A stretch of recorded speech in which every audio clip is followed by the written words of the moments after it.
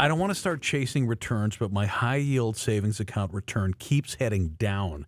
Is it time for something like a very short term treasury bond ETF? If inflation rises again, cash yields will rise. Sounds like my high yield savings account is still a decent place to stash cash. Yeah, it's interesting. Both questions kind of hit it from a different angle or opposite angle.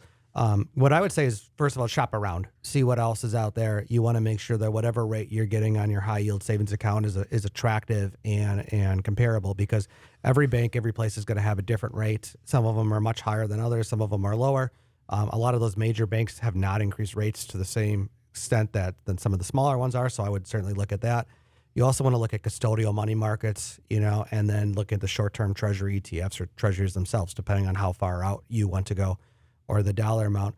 What I would say overall is that, I think everybody's assumption last year was that the Fed was going to start cutting rates, and then they were going to keep doing it, and rates were to come back down to 3% or lower.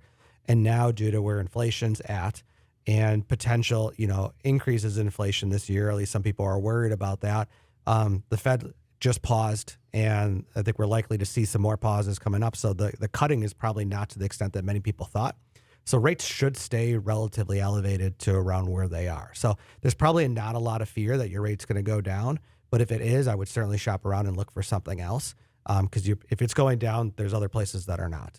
And I would say the fear that's going to go down too much is probably overblown there. But I would shop around and take a look.